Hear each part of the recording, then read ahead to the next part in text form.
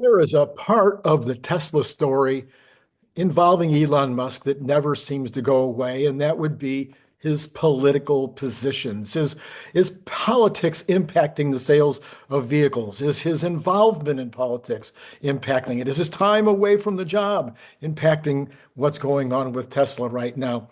And yes, and no, and maybe. And definitely. Anyway, what I'm going to do is I'm going to take you through my version of this. I know that you're probably, beginning to wonder since I mentioned that I was a psychology, sociology, social psych, major in undergrad school, why I'm now going to claim to be a political scientist. But I love political science, and I could have just as easily done that if there was any jobs, except in politics, because I hate politics. I just like the science. I love this. I love watching what's taking place and how all the processes happen historically and also in the present.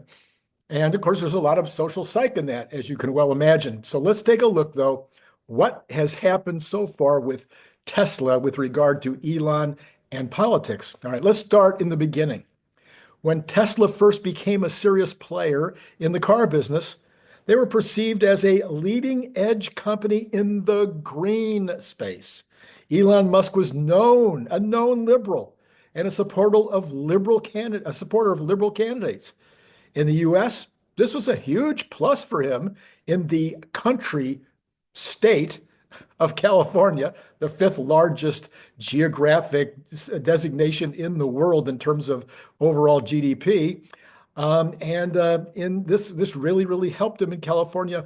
Both the fact that he was green, both the fact that he was a liberal, all of that benefited sales dramatically in California.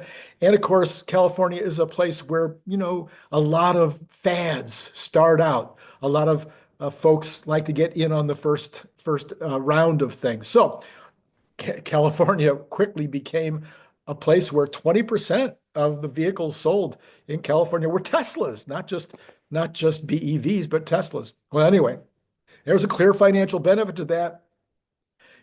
And there was a massive amount of social responsibility, virtual signaling taking place by people in California. You could drive an outstanding and futuristic machine, and it just continued to sell and sell and sell like crazy in California. Well, then Elon began to change his politics became much more to the middle and then to the right. In fact, during that period of time, I personally have an associate who lives in West LA and who was a bit embarrassed to drive his vehicle anymore. It became the opposite of virtue signaling.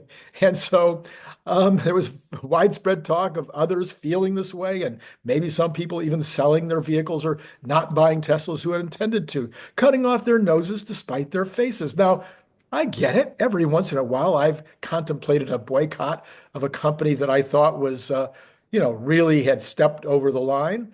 But it's a very, very small percentage of the population that are that committed that they would sell their vehicle or not purchase a vehicle that they fully loved in every single way because of politics. But I'm sure there were cases where it happened. Just like there were cases in the first years where people bought the vehicle because of the political aspects that were involved. Anyway, then there was some appreciation for the amazing performance, the best-in-class safety, the overall financial benefits, and the early adopter population. And the rest of the country went, wow, maybe we should look at that Tesla. And sales were okay around the rest of the country. Not great, but okay. Because one of the things I've mentioned before over and over again is the price of gasoline really does matter. And in California, the price of gasoline is like double where it is anywhere else. I mean, literally very close to double some of the lower price states. And so if there's a massive benefit, financial benefit as well, then that also helps to sell vehicles. And if there's not, then there's more of an inclination potentially to stay with your ICE vehicle. Anyway, through last year, through 2024, Elon's shift, we came as obvious as anything can be. He was now the number 2 or number 3 person in leadership in the new MAGA Republican Party, because it's no longer the Republican Party, it is the MAGA Republican Party. Anyway, and now since he's such a purist on most things, he was clear that he didn't want special treatment for BEV cars, and that his mission was about sustainable energy sources, not worried about melting glaciers. He's not somebody who's terribly concerned. I mean, we don't want particulate matter in the air, and we want to get sustainable energy, and we like cleaner energy. Everybody agrees with that. The difference is that some believe that it's an existential threat, that we are warming the atmosphere and that the oceans are going to rise and swamp Miami. But that's not happened. And it's been about 35, how many years? 35 years now that we've been hearing that. Anyway, it caused many on the right, however, since they saw Elon in this whole new light, a lot of people that I know, personal, my friends, maybe your friends too, let me know in the comments below, or maybe you are a conservative who was like, oh, you know what? Maybe I should take another look at this Elon guy and his cars because maybe he's okay. Anyway, as we head into 2025, it seems likely that the left will now be much more reluctant fans of the most advanced vehicle on earth, and the lowest cost vehicles will appeal to the conservatives in those low cost gasoline states who need the sticker to be a lot lower in order for them to afford the car regardless of the gasoline savings. So as the Model 2.5, Model Q, whatever you want to call it, comes out, as the cost of the Model 3s and Model Ys come down, which they've been doing, the Midwest and the North, all the plain states, and et cetera, will probably start to pick up more and more Teslas, and they won't be going, oh no, I can't touch that because, that's that Elon guy, and they're forcing us. Believe me, tons of my friends feel as if the government was forcing them to buy Tesla vehicles, and that was a no-no. That's a slightly different than a political consideration. It's more like an overall social, a no. If they're going to tell us we have to, then I don't want to do it. Anyway, the bonus of Elon being so political is that with the change of power in Washington, he now sits right next to the most powerful man on earth and is in a position to move policies in directions that are in his sphere of general interest, like small government and freedom of speech.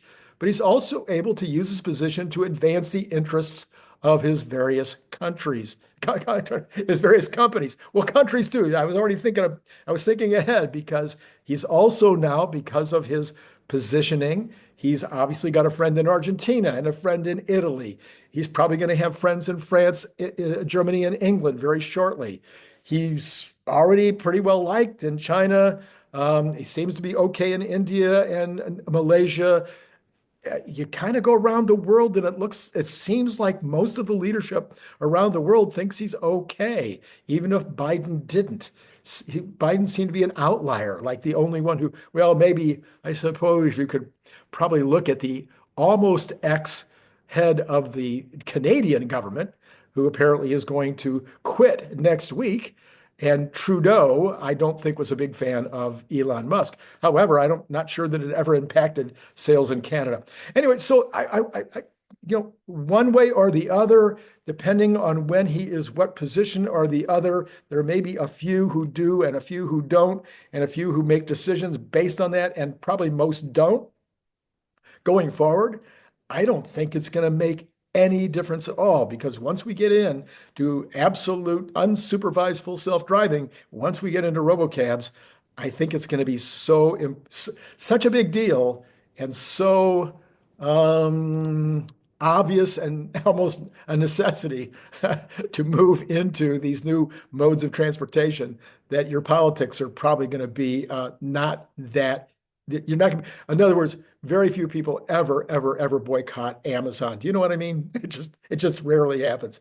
Anyway, I don't know what you think about what I just said. I'd love to hear in the comments what your thoughts are on all of this. I think it's time to let the subject go. I think we're like spinning a lot of wheels here, worrying about it, because I don't think it's really going to matter all that much.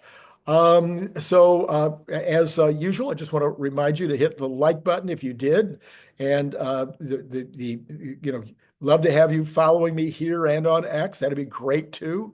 Hitting the notify business will remind you to pick up and see us again tomorrow on the morning with my show, then with Larry Goldberg at around 5, and then with Brian White at 7:45. So plenty of stuff coming up this week. It's going to be a really interesting week. First real full week of the year. Tesla stock is up a little bit in the overnights, the last time I checked. Be interesting to see what happens as we get into this week with the week where we have the job reports coming out all this week. So, all right, I think that's all I got for you right now. Except maybe you go down to Patreon and hit me up with $3 there. Or next week, you can save $1 a month and still support me and the channel and support me on X, because the subscriptions are going to start next week on X, and those are only going to be $2, whereas here it's 3, 5, or 10. So maybe you'll prefer that. Anyway, that's all I got for you right now. It's been great, as always, talking to you.